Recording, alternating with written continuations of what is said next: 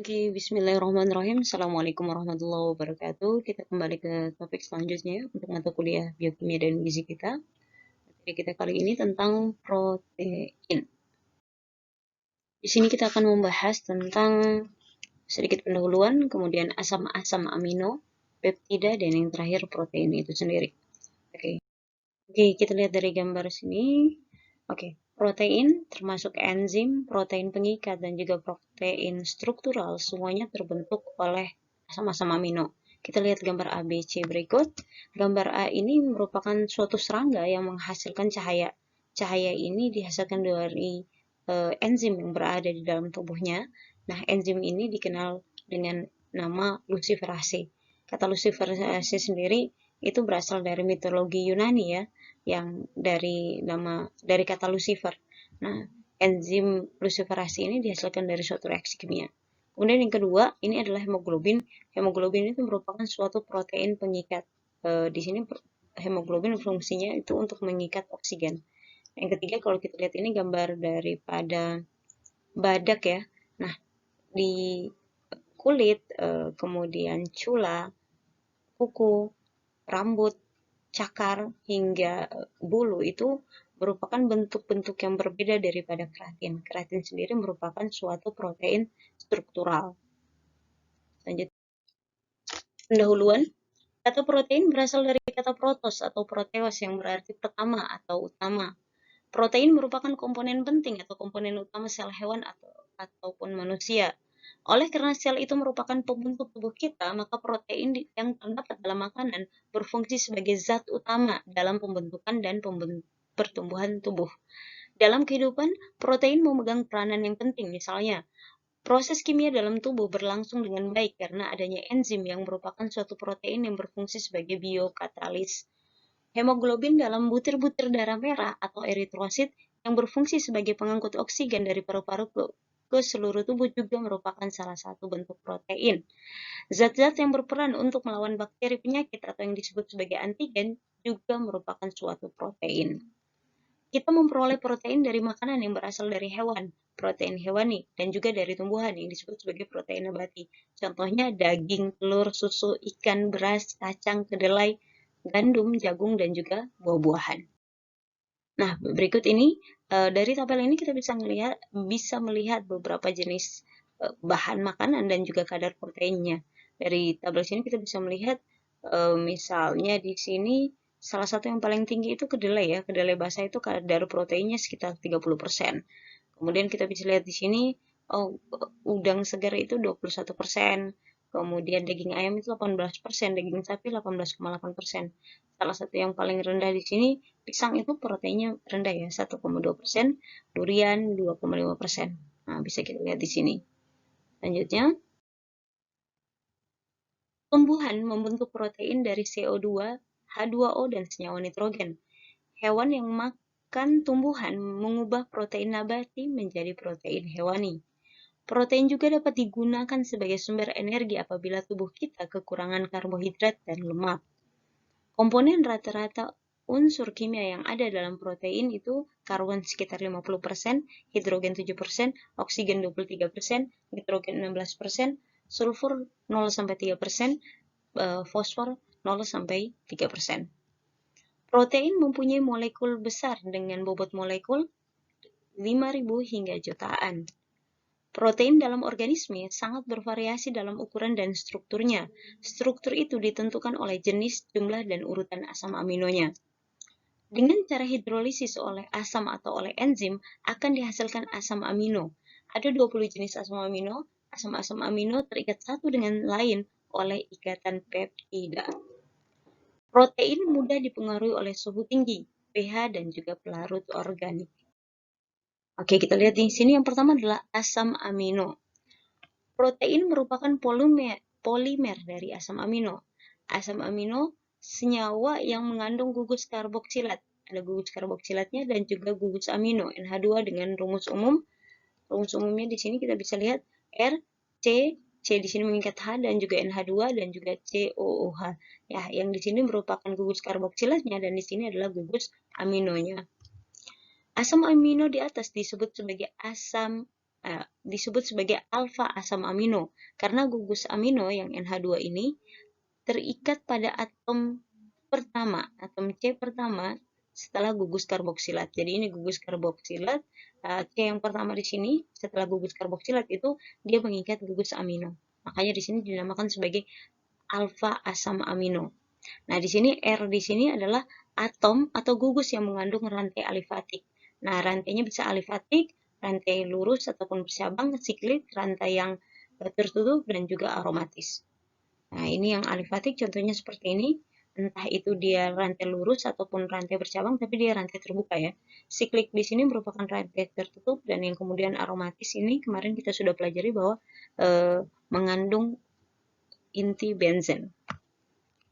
Next, lanjut. Berdasarkan R-nya, di alam terdapat 200 lebih jenis asam amino, tetapi di dalam protein hanya 20 macam. Contohnya di sini ada glisin, serin, aspartat, sistein, alanin, threonine, glutamat, metionin, glutamin, isoleucin, triptofan, histidin, prolin.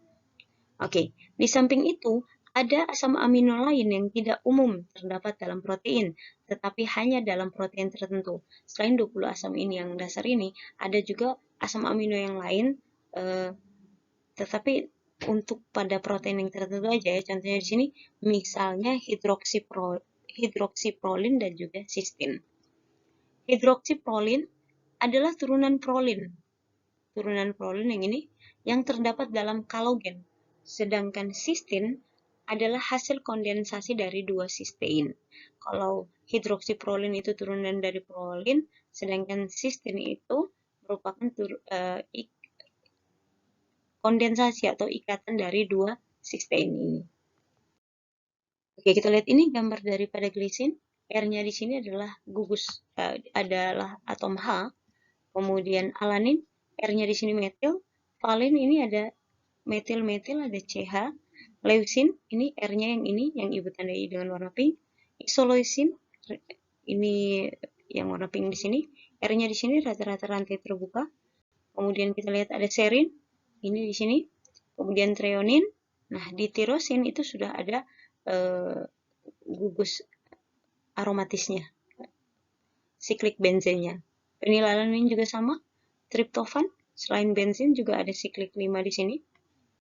Kemudian kita lihat ada juga aspartat, kemudian ada glutamat, kemudian ada lisin. Kalau lisin mengikat N2H lagi ya, jadi NH2 ada satu di sini, satunya di sini juga. Arginin, ini NH juga, N-nya ada 3 ya, satu di sini, oh ada 4. 1, 2, 3, 4. Arginin. Kalau histidin, ini N-nya satu yang di sini, 2, 3, ada 3.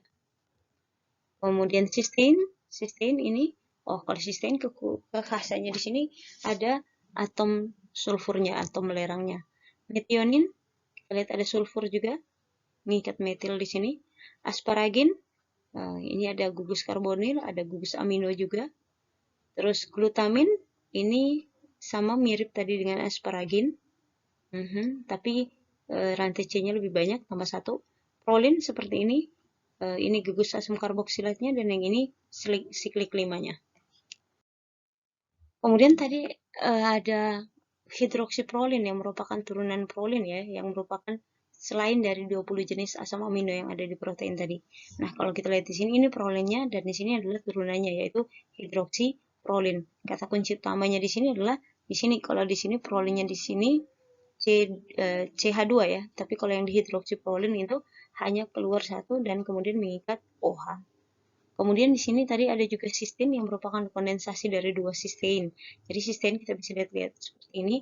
Nah, H ini akan lepas, S akan berikatan dengan S yang lain. Seperti ini. Kondensasi dari dua sistein ini yang kita namakan sebagai sistein. Nah, di sini kita lihat di sini dari tabel ini merupakan singkatan ya untuk nama-nama dari jenis asam amino. Ada yang menggunakan singkatan 3 huruf, ada yang 1 huruf. Nah, salah seorang yang kemudian mengusulkan atau yang menemukan ya kode asam amino dengan 1 huruf ini adalah Margaret Oakley Dayhoff. Nah, kita lihat di sini alanin. Alanin kalau singkatan 3 hurufnya itu ALA. ARG itu arginin, ASN itu asparagin, ASP itu aspartic acid, CIS itu cysteine, GLN itu glutamin. Nah, kalau seandainya singkatan satu hurufnya itu bisa lihat di sini AR dan seterusnya sampai di sini. Oke, kita lihat di sini. Penggolongan asam amino berdasarkan, kita lihat di sini ya, protein dapat digolongkan berdasarkan pembentukannya dan juga berdasarkan strukturnya. Nah, berdasarkan pembentuknya itu dibagi atas dua juga, yaitu asam amino esensial, yaitu asam amino yang tidak dapat dibentuk dalam tubuh. Dan yang kedua adalah asam amino non esensial. Nah, ini dapat dibentuk oleh tubuh. Nah, selanjutnya protein berdasarkan strukturnya ini yang dimaksud di sini adalah asam amino dengan rantai samping yang kemudian bisa jadi rantai sampingnya itu merupakan rantai karbon alifatik. Itu tadi yang dibilang alifatik bisa yang jelas dia rantai terbuka, entah bisa lurus ataupun bercabang. Nah, yang kedua bisa rantai sampingnya atau R-nya itu mengandung gugus hidroksil OH, kemudian mengandung gugus belerang S, kemudian ada mengandung gugus asam atau COOH dan juga amidanya NH2, terus bisa jadi mengandung gugus basa, mengandung cincin aromatis, dan yang terakhir adalah membentuk ikatan dengan atom N pada gugus aminonya. Selanjutnya, kita baca satu-satu ya. Glisin adalah asam amino yang paling sederhana dan terdapat pada skleroprotein. Pada tahun 1820, Bragg menemukan glisin dari hasil hidrolisis gelatin. Kemudian ada alanin. Alanin semua asam amino kecuali glisin dianggap sebagai turunan dari alanin. Pertama kali diperoleh dari hasil hidrolisis fibroin, yaitu protein yang terdapat pada sutra oleh Weil. Kemudian ada valin, leusin, dan isoleusin. Ketiganya merupakan gugus R bercabang dan punya sifat kimia yang hampir sama. Leusin dan isoleusin bahkan sukar dipisahkan. Ketiganya termasuk asam amino esensial. Prolin merupakan asam amino heterosiklik yang dapat diperoleh dari hasil hidrolisis kasein. Kolagen banyak mengandung prolin dan hidroksiprolin. Fenilalanin merupakan gugus R aromatik dan tidak dapat disintesis di dalam tubuh. Artinya dia esensial. Selanjutnya ada tirosin, mempunyai gugus fenol dan bersifat asam lemah, dapat diperoleh dari kasein, yaitu protein utama yang terdapat di dalam keju. Kemudian triptofan adalah suatu asam amino heterosiklit yang mula-mula diperoleh dari hasil pencernaan kasein oleh cairan pankreas. Kemudian serin merupakan asam amino yang mempunyai gugus alkohol, diperoleh dari hasil hidrolisis gelatin yang terdapat pada sutra alam. Kemudian ada treonin, adalah homolog yang lebih besar dari serin dan termasuk asam amino esensial. Mula-mula treonin diisolasi dari hasil hidrolisis fibrin darah. Ada cysteine, mengandung gugus sulfhidril. Gugus sulfhidril itu berarti sulfur dengan hidrogen ya, SH, yang cukup reaktif terutama pada proses dehidrogenasi. Dengan oksidasi, dua molekul cysteine akan berikatan dan membentuk molekul cysteine yang tadi sudah kita bahas. Kemudian ada metionin, merupakan asam amino esensial dan dapat diperoleh dari hidrolisis kasein. Gugus metil CH3 dalam molekul metionin dapat dipindahkan kepada molekul yang lain, sehingga metionin berfungsi sebagai donor gugus metil. Glutamin, suatu amida yang terdapat pada gliadin, yaitu protein daripada terigu. Asparagin terdapat pada konglutin dan legumin, yaitu protein pada tumbuhan. Asam glutamat dan juga aspartat dapat diperoleh masing-masing dari glutamin dan asparagin. Gugus amida pada molekul glutamin dan asparagin dapat diubah menjadi gugus karboksilat melalui proses hidrolisis dengan asam maupun basa. Lisin bersifat basa karena gugus NH2-nya lebih dari satu, artinya pada rantai samping terdapat pula gugus NH2. Mula-mula diisolasi dari hidrolisis kasein oleh Dressel pada tahun 1880. Selanjutnya, arginin pertama kali diisolasi dalam bentuk garam perak atau argentum dari hasil hidrolisis tanduk tahun 1895. Seperti halnya lisin, arginin juga bersifat basa. Histidin diperoleh dari hasil hidrolisis protein yang terdapat pada sperma suatu ikan atau kaviar dan juga dari protein jaringan atau histion atau jaringan. Histidin juga bersifat basa. Kita lihat di sini ini lisin, rantainya terbuka, terus R-nya. Kemudian di sini ada arginin. Oh, ini selain aminonya ada di sini, ada juga di NH, di sini juga NH2. Kalau histidin ini NH-nya ada 2 juga di sini. Nah, ini histidin. Selanjutnya berikut ini adalah ke-20 asam amino esensial maupun non esensial. Kalau yang esensial itu yang penting ya dalam dibutuhkan oleh tubuh dan berasal dari luar, yaitu arginin, histidin, isoleucin, leucin, lisin, metionin, fenilalanin, treonin, triptofan, dan juga valin. Untuk yang non esensial artinya di sini dari tubuh kita itu bisa terbentuk di dalamnya ya, dibentuk di dalam tubuh kita. Di antaranya alanin itu dari asam pirufat, kemudian asparagin itu dari asam aspartat, kemudian asam aspartat ini asalnya dari asam oksaloasetat, kemudian ada sistein, asam glutamat yaitu dari asam oksoglutarat, kemudian ada glutamin, ini asalnya dari asam glutamat tadi, glisin ini dari serin dan juga treonin, prolin itu dari asam glutamat, seren itu dari glukosa, serta tirosin itu dari fenilalanin. Nah, di sini kalau membagi pembagian atau penggolongan daripada asam amino ini berdasarkan sifatnya polar dan non-polar. Jadi kalau yang polar itu ada serin, treonin, sistein, tirosin, asparagin, kemudian glutamin. Sedangkan non-polar itu ada glisin, alanin, valin, leucin, isoleucin, metionin, fenilalanin, triptofan, dan juga prolin. Selanjutnya, asam-asam amino selain terdapat pada protein, ada pula beberapa jenis asam amino yang tidak terdapat pada protein. Asam-asam amino tersebut dalam tubuh kita merupakan zat antara dalam proses metabolisme atau merupakan pembentuk hormon. Beberapa di antaranya berfungsi sebagai antibiotik. Contohnya di sini adalah ornitin. Ornitin itu fungsinya sebagai zat antara dalam biosintesis urea. Jadi artinya di sini zat antara di sini artinya dalam sintesis urea yang di dalam tubuh kita ini, salah satu zat yang kemudian yang terbentuk terakhir sebelum terbentuknya urea itu ada zat yang terbentuk sebelumnya, itu diantaranya adalah ornitin. Kemudian ada homocysteine. Homocysteine ini merupakan zat antara dalam biosintesis metionin. Kemudian ada homoserin yang merupakan zat antara dalam metabolisme treonin, aspartat, dan juga metionin. Citrulline itu zat antara dalam biosintesis urea juga. 3,5 di iodotirosin itu sebagai pembentuk hormon tiroid. 3,4 dihidroksi fenilalanin itu sebagai pembentuk melanin. Selanjutnya, nah ini ornitinnya, kemudian ini homoserin, terus homocysteine, ada citrulline, diiodotirosin, dan juga yang tadi 3,4 dihidroksi fenilalanin. Kalau yang berikut ini adalah asam amino yang beracun.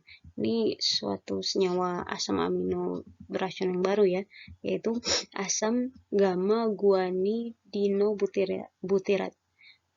Ini merupakan salah satu asam amino ya yang terdapat pada jamur Drogia venenata, dan ini yang kemudian bertanggung jawab pada waktu ada kejadian ya peristiwa Yunan yang kemudian terjadi kematian yang saat itu belum diketahui apa penyebabnya gitu.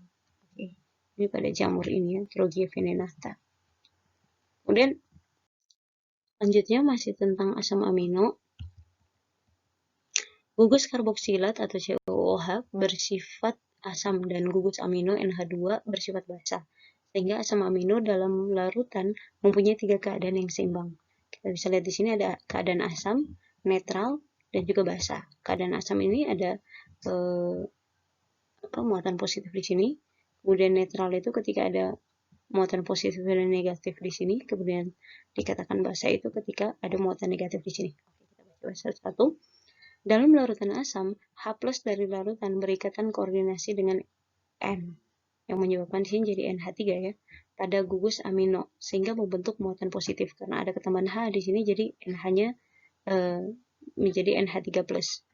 Dalam larutan netral, H pada gugus karboksilat pindah ke gugus amino. Kalau keadaannya netral, H yang di COOH ini hanya pindah ke gugus amino, yang menyebabkan di sini kekurangan H menjadi COO-, sedangkan di sini kelebihan H menjadi NH3+, sehingga membentuk dua kutub yang berlawanan. Nah, ini ada kutub positif dan negatif, disebut sebagai Zwitter ion ya, Zwitter ion. Dalam larutan basah, H gugus karboksilat diikat oleh OH larutan. Nah, kalau larutan basah, H yang di sini tadi ini akan keluar berikatan dengan OH yang berasal dari larutan, menyebabkan di sini bermuatan negatif, sehingga membentuk kutub negatif. Nah, di sini bersifat basah. Dua asam amino dapat terikat satu sama lain dengan berbagai ikatan, yaitu ikatan peptida, ikatan disulfida, dan ikatan hidrogen. Bahasa 1, ikatan peptida. Dua atau lebih asam amino yang sama atau berbeda dapat berkondensasi mengeluarkan molekul air, membentuk ikatan CON yang disebut sebagai ikatan peptida. Nah, kita lihat di sini, contohnya di sini, ini ada 1, 2, 3 ya, 3 asam amino, kemudian dia berikatan antara 1, 2 ataupun 2 dan 3 ini akan membentuk ikatan peptida. Jadi ikatan peptida itu CON. Kita bisa lihat di sini ini C, O, dan N. Di sini juga C, O, N. Nah, antara asam amino ini dengan yang ini, yang R biasa dengan R aksen ini, kita bisa lihat ini akan terbentuk ikatan C, O, N. Kalau C, O, N terbentuk di sini, H di sini lepas, OH di sini lepas, itu akan menghasilkan molekul air H2O. Seperti hal ini juga. Yang ini kan dari sini yang C, O, N berarti C, O, N-nya di sini. H-nya di sini lepas, OH di sini lepas jadi H2O. Oke. Ini yang dinamakan sebagai ikatan peptida. Bila dua asam amino bergabung terjadilah dipeptida. 3 asam amino membentuk tripeptida, dan jika asam aminonya banyak di bawah 70 buah, terbentuklah polipeptida. Sedangkan kalau lebih dari 70 buah, terjadi protein. Ya, menuliskan polipeptida atau protein secara lengkap cukup sulit, tetapi dapat dipermudah dengan menggunakan lambang asam aminonya. Urutan asam amino dalam rantai peptida dapat bervariasi. Misalnya 3 asam amino, alanin, serin, sama glutamin ya, mempunyai 6 kemungkinan urutan, yaitu bisa jadi ala, seri, glutamin. Bisa jadi glutaminnya dulu, baru alanin, baru serin. Tapi bisa juga begini, bisa juga begini. Jadi bisa jadi ada kemungkinan urutan. Semakin banyak asam amino, semakin banyak pula urutannya. Polipeptida atau protein mengandung beberapa jenis asam amino dengan jumlah yang sangat bervariasi. Kita lihat di tabel. Nah, di tabel ini, misalkan di sini, insulinnya manusia, itu ada mengandung glisin, alanin, valin, sampai dengan asam glutamat ya di sini. Kalau di insulin manusia, yang paling banyak itu, kalau kita lihat di tabel sini, ini asam glutamat. Kemudian kolagen ini, asam amino yang paling banyak di kolagen itu ini glisin ya. Kemudian setelah glisin itu ada prolin, kemudian diikuti oleh alanin dan juga hidroksiprolin. Kemudian di hemoglobinnya kuda, asam amino terbanyaknya itu adalah leusin. Nah, leusin ini sampai ini. Kalau di hemoglobin kuda itu tidak terdapat, kalau lihat dari sini ya, itu tidak ada hidroksiprolin. Kemudian kalau di albumin telur, di bagian putih telur itu yang paling banyak kita lihat di sini, itu adalah ini kayaknya, asam glutamat. Nah, ini tidak memiliki hidroksiprolin. Ya, kita bisa lihat dari sini. Selanjutnya, ikatan disulfida. Tadi ikatan dipeptida yaitu CON, sekarang ikatan disulfida.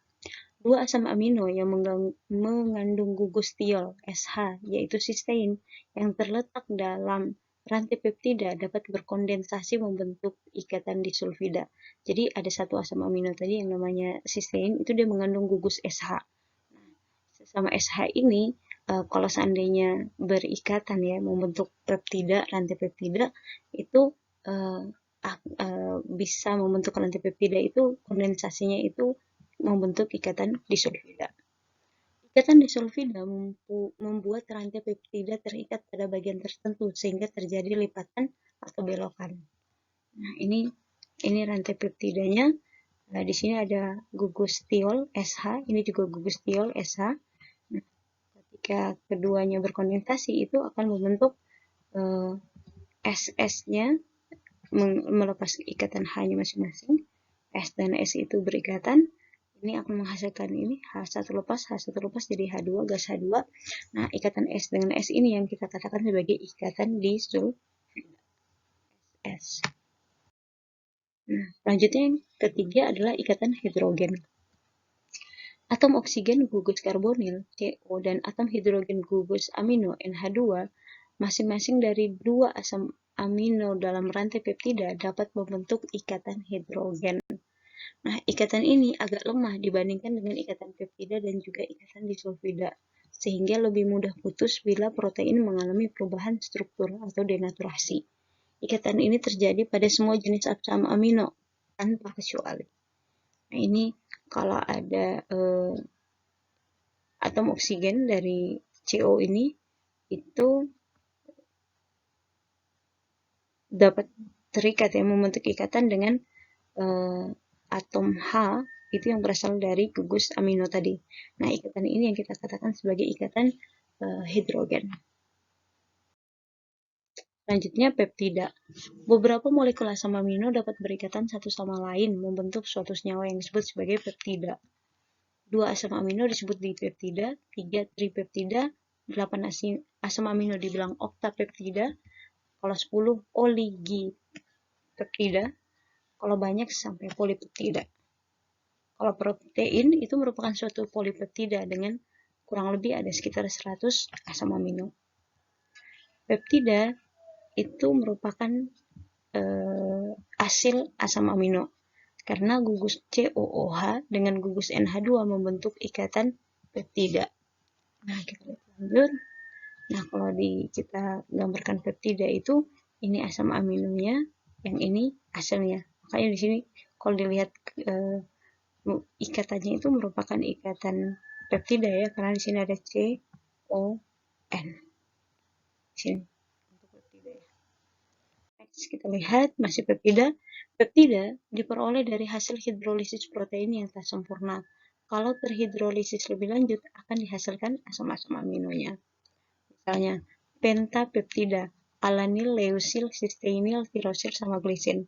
Nah, ini cara tulisnya itu ala, leu, cis, tir, gli, OH ya. Nah, proses hidrolisis menghasilkan, kalau ini dihidrolisis itu akan menghasilkan masing-masingnya. Ada alaninnya, ada leusinnya, ada cysteinnya, ada tirosinnya, dan juga ada glisinnya. Sifat peptida ditentukan oleh gugus NH2, gugus COOH, dan gugus R. Gugus NH2 menentukan sifat basa, artinya kalau NH2-nya banyak, sifatnya lebih basa.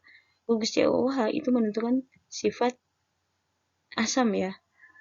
Namun, pada peptida yang berantai panjang, gugus NH2 dan COOH-nya itu tidak lagi berpengaruh. Selanjutnya, reaksi Biuret. Itu merupakan reaksi warna untuk peptida dan juga protein. Ini salah satu jenis reaksi yang nanti akan kita uji coba di praktikum kita ya. Kemudian contoh peptida, glutathione, yaitu tripeptida yang terdapat pada otak berfungsi sebagai koenzim pada enzim glioksalase. Glutathione itu glutamil, cysteinil, glisin. Jadi dia gabungan dari glutamin, cystein, sama glisin. Selanjutnya, contoh peptida yang lain itu adalah oksitosin. Oksitosin dan juga vasopresin, yaitu peptida hormon dalam kelenjar hipofisis. Kemudian ada insulin, yaitu peptida hormon yang dikeluarkan oleh kelenjar pankreas. Kemudian ada penisilin, yaitu antibiotik yang dihasilkan oleh jamur Penicillium notatum. Selanjutnya, protein. Protein merupakan suatu polipeptida dengan bobot molekul 5.000 sampai lebih dari 1 juta. Punya sifat yang berbeda, ada yang tak larut dalam air, misalnya kuku dan rambut, dan juga ada yang larut dalam air, misalnya bagian putih telur. Ada 4 tingkat struktur dasar protein, yaitu struktur primer, sekunder, tersier, dan kuartener. Penggolongan protein, protein sederhana dan juga protein gabungan.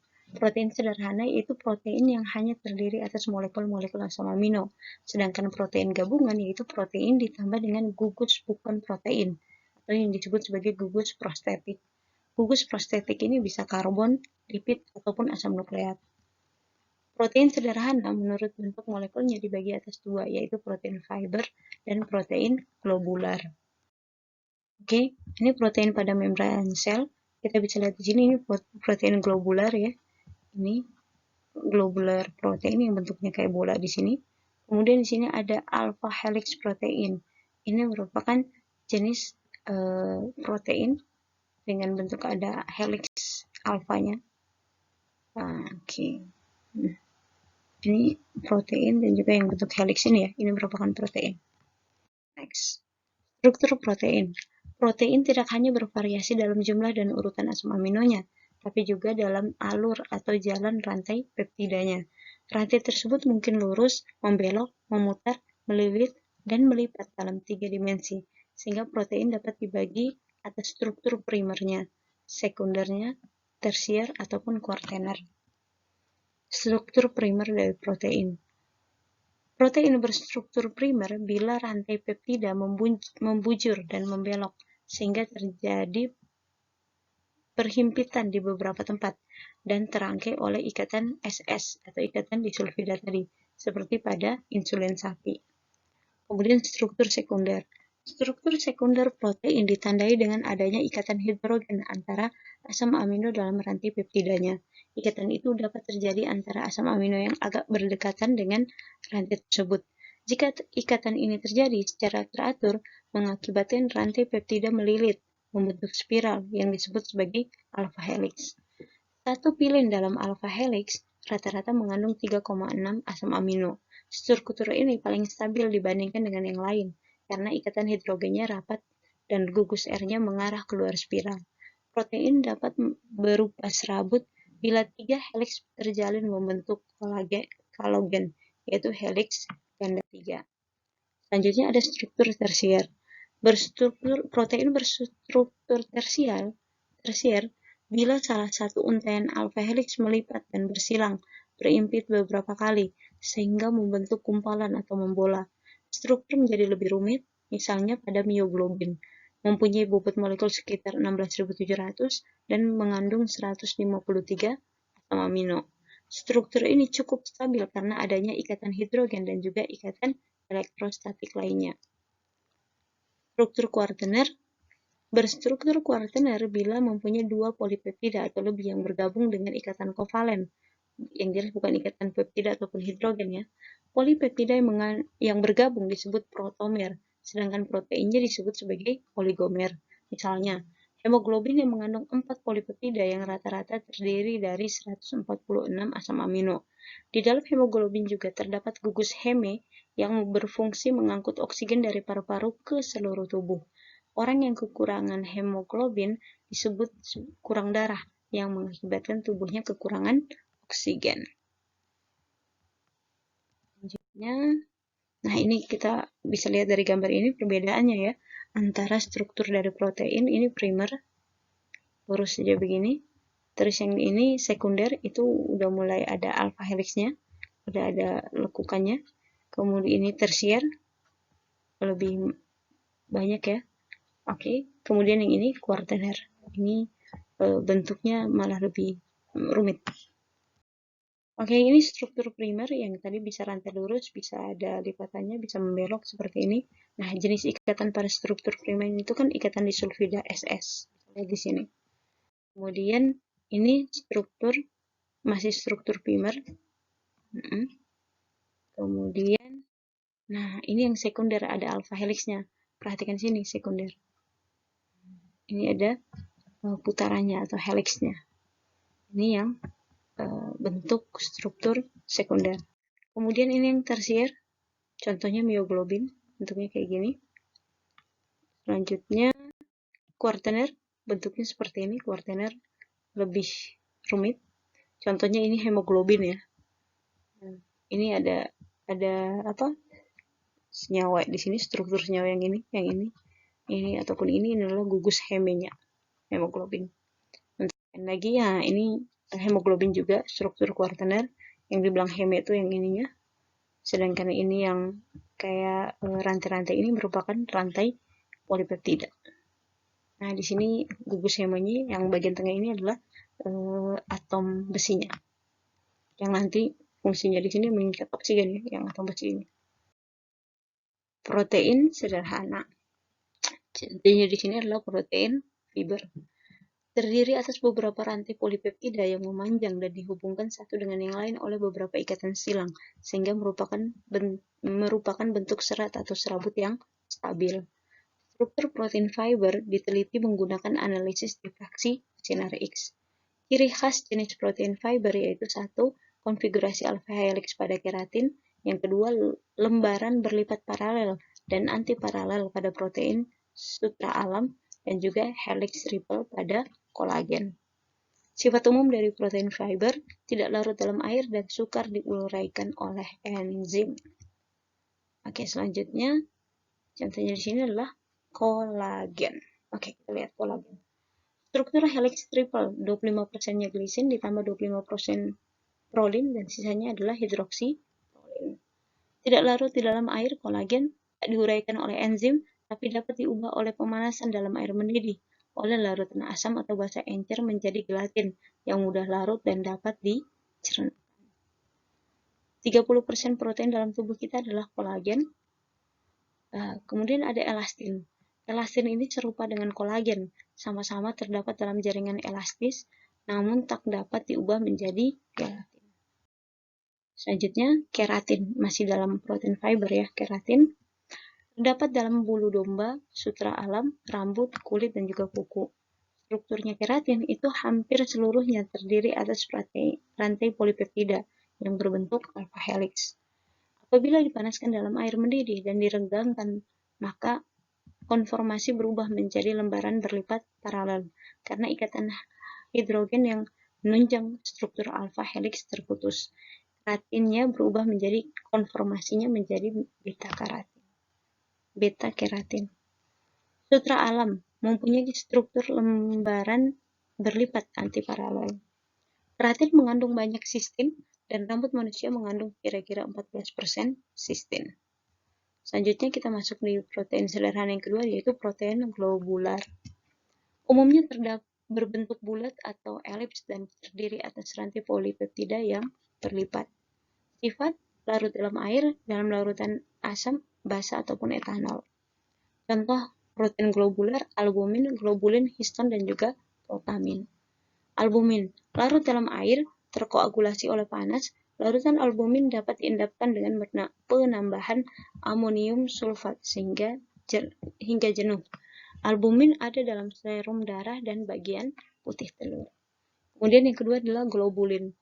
Sukar larut dalam air murni, tetapi dapat larut dalam larutan garam netral, misalnya NaCl encer. Larutan globulin dapat diendapkan dengan penambahan garam amonium sulfat hingga jenuh. Globulin dapat diperoleh dengan jalan mengekstraksinya dengan larutan garam, sekitar 5-10% NaCl, kemudian ekstraknya diencerkan dengan penambahan air.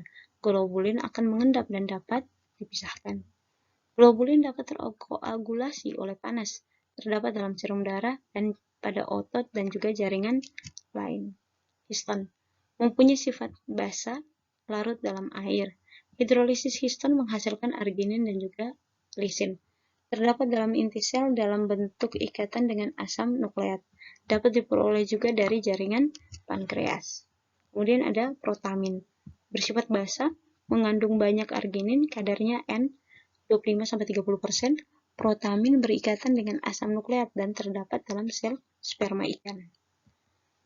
Oke, masih lanjut lagi protein. Tadi protein sederhana yaitu fiber sama globular.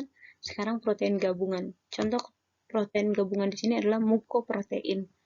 Itu protein ditambah dengan karbohidrat lebih dari 4%-nya itu adalah heksoamina.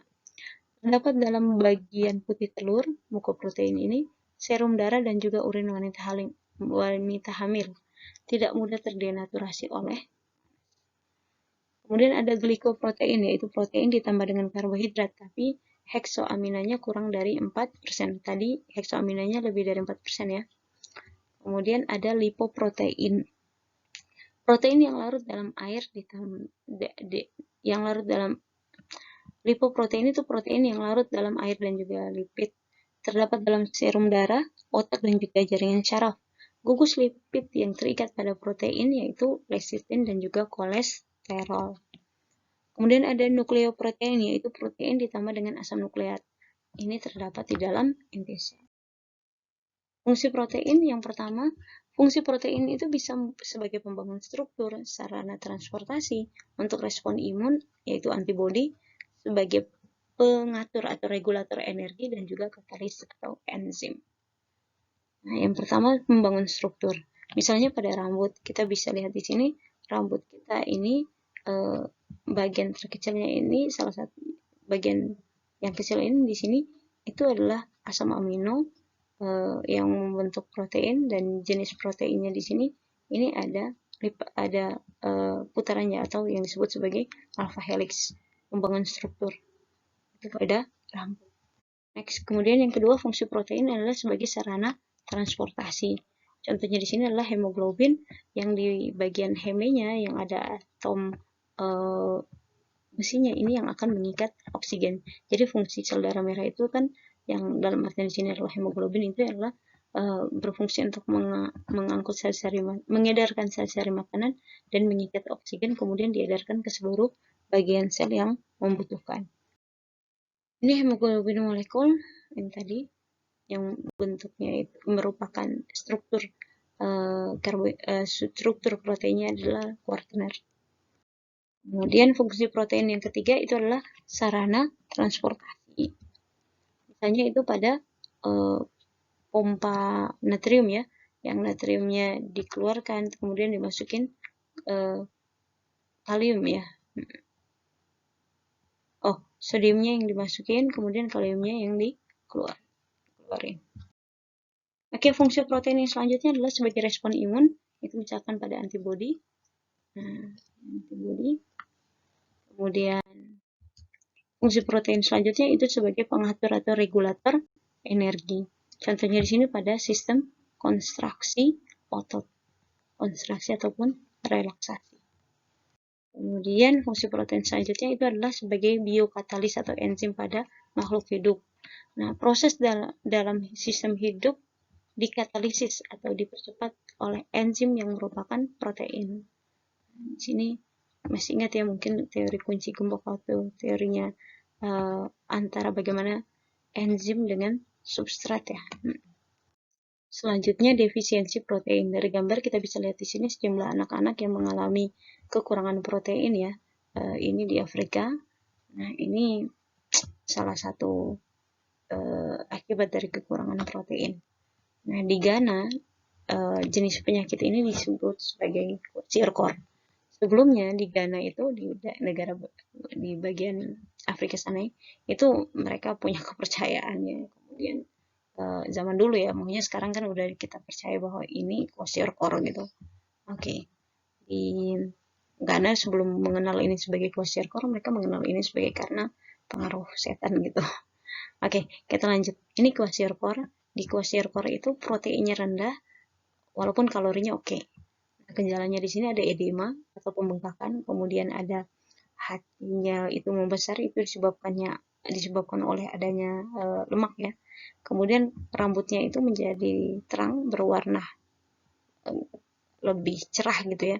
Nah, ini maksudnya yang cerahnya ini yang tidak sehat ya. Ini disebabkan oleh tirosin dan melaninnya yang rendah.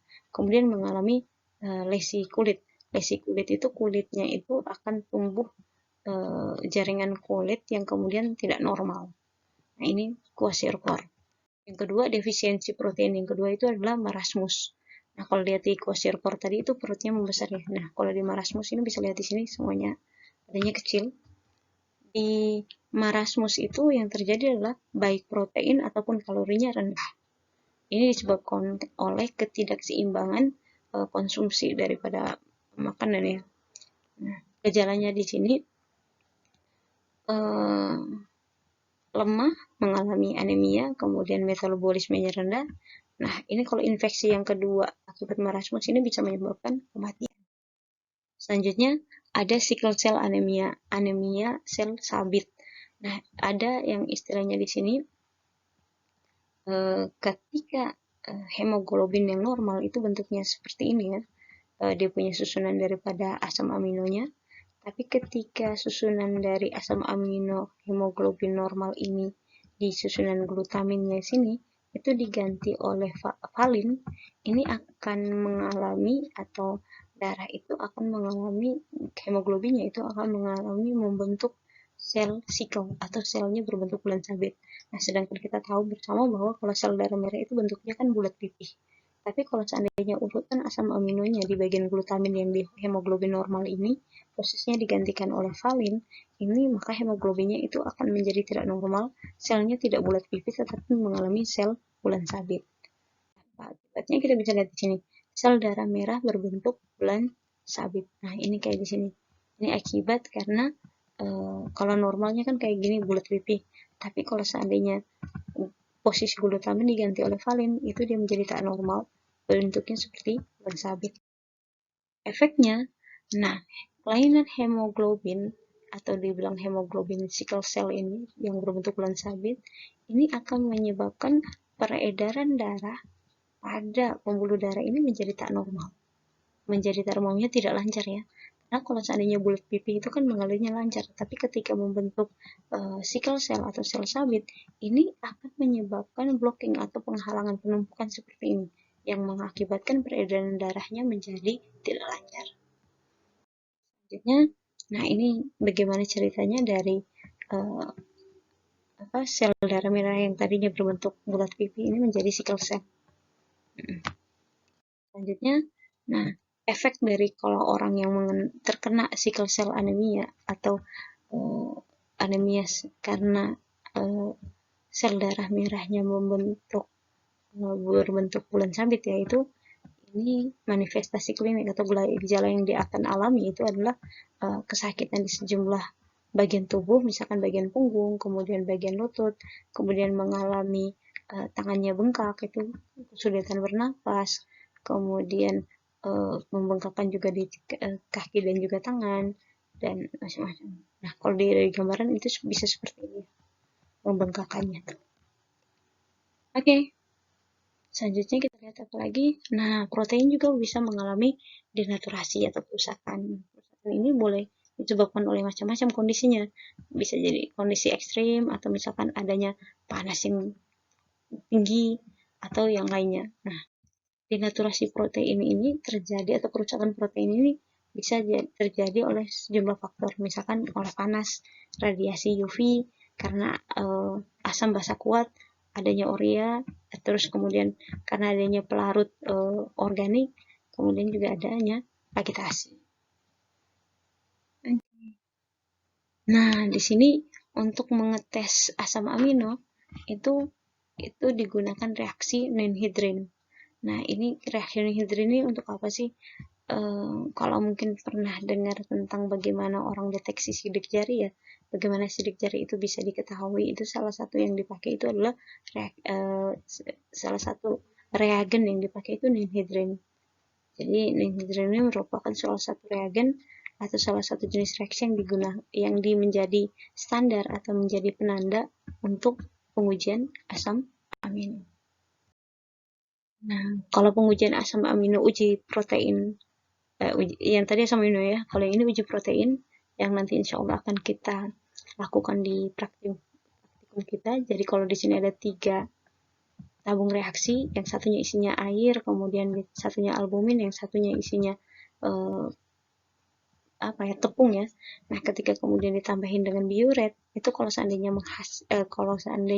sampelnya ini mengandung protein, itu dia akan memberikan kesan warna ungu seperti ini. Kalau seandainya tidak mengandung protein ya kayak gini, warnanya lebih ke biru. Oke. Selanjutnya kita lihat lagi. Nah, ini quality protein atau kualitasnya protein.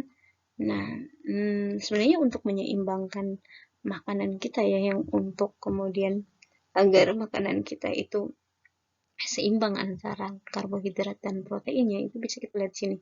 Dengan mengkombinasikan nasi beras itu dengan kacang-kacang itu ternyata memberikan apa ya, kelengkapan terhadap uh, protein yang dibutuhkan oleh tubuh. Mungkin kita di Kupang ini di NTT lebih-lebih ya. Ini termasuk yang sering ya kalau masak nasi itu pakai ditambahin kacang ya. Nah, ternyata itu bagus untuk menyeimbangkan protein, untuk keseimbangan protein dalam tubuh. Itu saja. Saya pikir alhamdulillah, terima kasih. Kita akan lanjut ke materi selanjutnya, insya Allah. Assalamualaikum warahmatullahi wabarakatuh.